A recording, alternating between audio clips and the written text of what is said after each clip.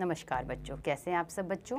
आशा करती हूँ बहुत अच्छे से होंगे और अपनी पढ़ाई भी अच्छे से कर रहे होंगे।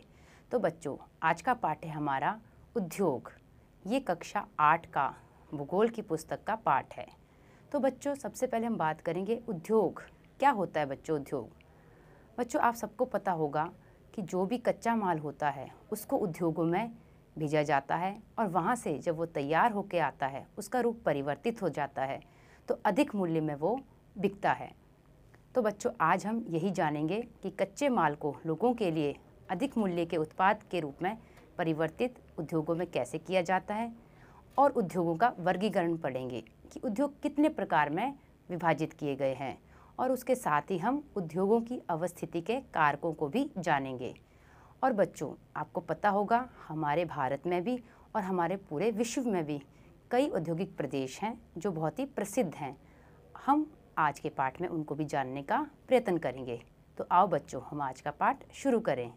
बच्चों, क्या आपने कभी ये विचार किया है कि लिखने की अभ्यास पुस्तिका जो आप इस्तेमाल में लाते हैं वे विनिर्माण की लंबी प्रक्रिया के बाद आपके पास पहुंचती है। इसके जीवन की शुरुआत वृक्ष से होती है, उसे काटा जाता है और लुगदी मिल तक ले जाया जाता है। वहाँ वृक्षों की लकड़ी को संसाधित एवं काष्ठ लुगदी में परिवर्तित किया जाता है। काष्ठ लुगदी को रासायनिक द्रव्य के साथ मिलाया जाता है और अंततः मशीनों के द्वारा कागज़ के रूप में परिवर्तित किया जाता है। ये कागज़ प्रेस में जाता है जहाँ रसायनों से निर्मित स्याही का इस्तेमाल पृष्ठों पर रेखाएं छापने में किया जाता है। इसके उपरांत पृष्ठों को अभ्यास पुस्तिका के रूप में बांधकर व पैक करके बिक्री के लिए बाजार भेज दिया जाता है। अंत में ये आपके हाथों में पहुंचती है। तो बच्चों, कागज़ किस प्रकार बनता है या अभ्यास पुस्तिका कैसे बनती है ये मैंने आपको बता दिया। अब हम पढ़ेंगे विनिर्माण या द्वितीयक क्रियाकलाप क्या होते हैं। बच्चों, आपने पिछले अध्याय में प्राथमिक क्रियाकलाप पढ़ा जिसमें आपने देखा कृषि, वानिकी, मत्स्य पालन आता है। वैसे ही द्वितीयक क्रियाकलाप को हम विनिर्माण भी कहते हैं और इसमें आते हैं हमारे उद्योग। तो विनिर्माण में कच्चे माल को लोगों के लिए अधिक मूल्य के उत्पाद के रूप में परिवर्तित किया जाता है। जैसा कि आपने देखा, लुगदी कागज़ के रूप में और कागज़ अभ्यास पुस्तिका के रूप में। ये विनिर्माण प्रक्रिया के 2 चरणों को प्रदर्शित करते हैं। बच्चों, उद्योग क्या होता है? उद्योग का संबंध आर्थिक गतिविधियों से है जो कि वस्तुओं के उत्पादन, खनिजों के निष्कर्षण अथवा सेवाओं की व्यवस्था से संबंधित हैं। इस प्रकार लोहा और इस्पात उद्योग वस्तुओं के उत्पादन से संबंधित है। कोयला खनन उद्योग कोयले को धरती से निकालने से संबंधित है तथा पर्यटन सेवा देने से संबंधित उद्योग है। तो आओ बच्चों, हम उद्योगों का वर्गीकरण जानें। बच्चों, उद्योगों का वर्गीकरण कच्चा माल, आकार और स्वामित्व के आधार पर किया जाता है। सबसे पहले कच्चा माल। कच्चे माल के उपयोग के आधार पर उद्योग कृषि आधारित, खनिज आधारित, समुद्र आधारित और वन आधारित हो सकते हैं। सबसे पहले हम बात करेंगे कृषि आधारित उद्योगों की। कृषि आधारित उद्योग कच्चे माल के रूप में वनस्पति और जंतु आधारित उत्पादकों का उपयोग करते हैं। खाद्य संसाधन, वनस्पति तेल, सूती वस्त्र, डेयरी उत्पाद और चर्म उद्योग कृषि आधारित उद्योगों के उदाहरण हैं। दूसरा आता है खनिज आधारित उद्योग। खनिज आधारित उद्योग प्राथमिक उद्योग हैं जो खनिज अयस्कों का उपयोग कच्चे माल के रूप में करते हैं। इन उद्योगों के उत्पाद अन्य उद्योगों का पोषण करते हैं। अयस्क से निर्मित लौह खनिज आधारित उद्योगों का उत्पाद है। ये कई अन्य उत्पादों के विनिर्माण के लिए कच्चे माल के रूप में प्रयुक्त किए जाते हैं, जैसे भारी मशीनों, भवन निर्माण सामग्री तथा रेल के डिब्बे बनाने में। तीसरा है हमारा समुद्र आधारित उद्योग।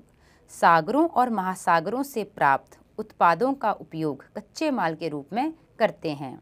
समुद्री खाद्य प्रसंस्करण उद्योग, मत्स्य तेल निर्माण इसके कुछ उदाहरण हैं। चौथा है हमारा वन आधारित उद्योग। वनों से प्राप्त उत्पाद का उपयोग कच्चे माल के रूप में करते हैं। लुगदी एवं कागज उद्योग, औषध रसायन, फर्नीचर और भवन निर्माण वनों से संबंधित उद्योग हैं। तो बच्चों, ये थे हमारे कच्चे माल के आधार पर आधारित उद्योग। अब हम पढ़ेंगे आकार के आधार पर।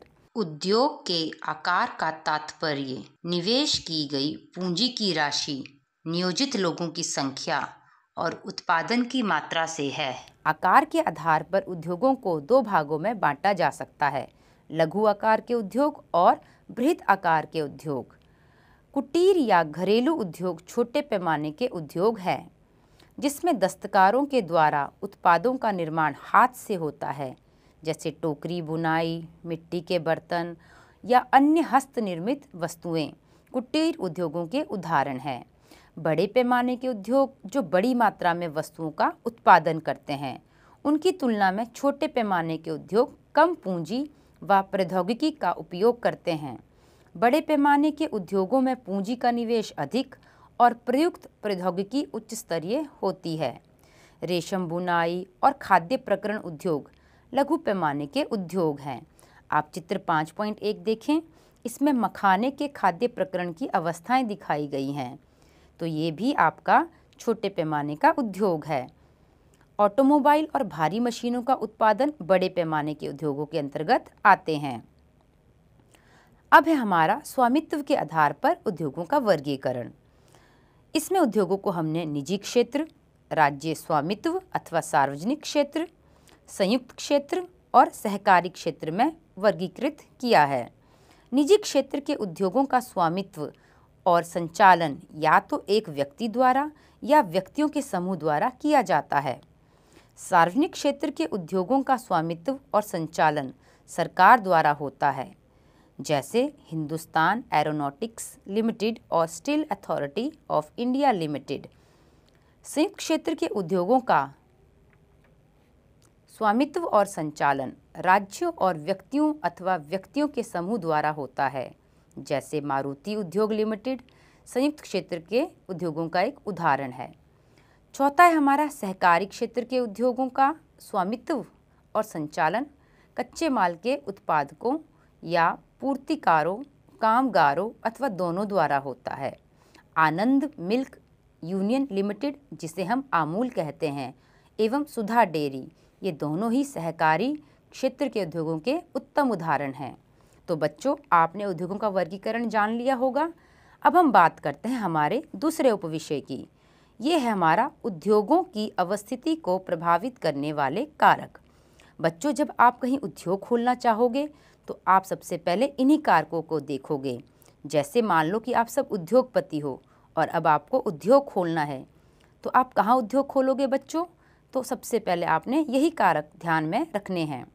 इस चित्र को देखो, चित्र 5.3। इसमें आपको उद्योग दिख रहा है बीच में और उसके किनारे किनारे उसके सारे कारक लिखे गए हैं। तो आप सबसे ऊपर देखें, कच्चा माल, इस तरफ है श्रम, पूंजी, बाजार, जल, और उसके दूसरी तरफ है विद्युत, भूमि, परिवहन, संचार। ये सब उद्योगों की अवस्थिति को प्रभावित करने वाले कारक हैं। जैसे अगर आप उद्योग खोलना चाहोगे तो सबसे पहले आप देखोगे वहाँ कच्चा माल कितना है, कितनी दूर से लाना पड़ेगा या नज़दीक से लाना पड़ेगा।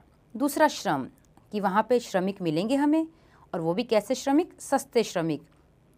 उसके बाद पूंजी, जब उद्योग खोलना होगा तो पूंजी भी चाहिए। पूंजी कहाँ से मिलती है बच्चों? वो मिलती है हमें बैंक से, चाहे वो लोन लेके हम बैंक से ले सकते हैं। तो आसपास पूंजी की भी व्यवस्था होनी चाहिए। फिर है बाज़ार। बच्चों, जब आप कोई सामान तैयार करते हो तो बाज़ार भी आसपास ही चाहिए ताकि आपकी आने जाने की लागत कम लगे। तो जब उद्योगों में सामान बनेगा तो आसपास बाज़ार नज़दीक ही होने चाहिए ताकि आपका जो भी सामान तैयार हुआ है वो जल्दी बिक जाए।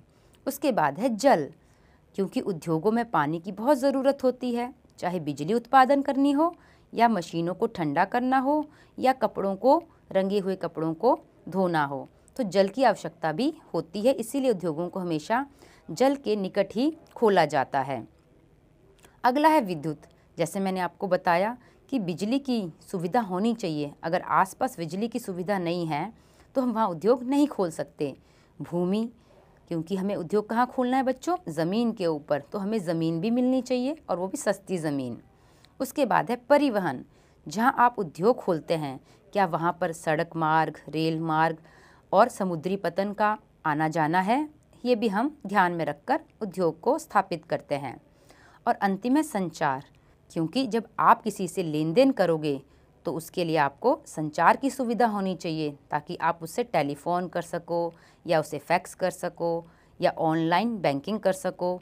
तो इसीलिए हमें इन सब चीज़ों को ध्यान में रखकर ही उद्योग को स्थापित करना चाहिए। आइए बच्चों, हमारा अगला विषय है औद्योगिक तंत्र। औद्योगिक तंत्र क्या होता है बच्चों? ध्यान से सुनिए। औद्योगिक तंत्र में निवेश, प्रक्रम और निर्गत शामिल हैं।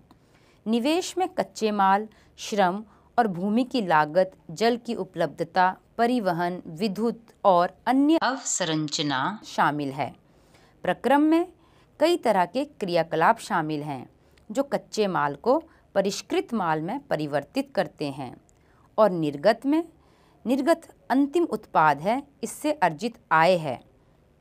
सूती वस्त्र उद्योग के संदर्भ में कपास, मानव श्रम, कारखाना और परिवहन लागत निवेश हो सकते हैं। प्रक्रमों में उटाई, कटाई, बुनाई, रंगाई और छपाई शामिल है। कमीज जिसे आप पहनते हैं वे उत्पादन है। तो बच्चों, औद्योगिक तंत्र के 3 भाग होते हैं, जिसमें निवेश, प्रक्रम और निर्गत शामिल है।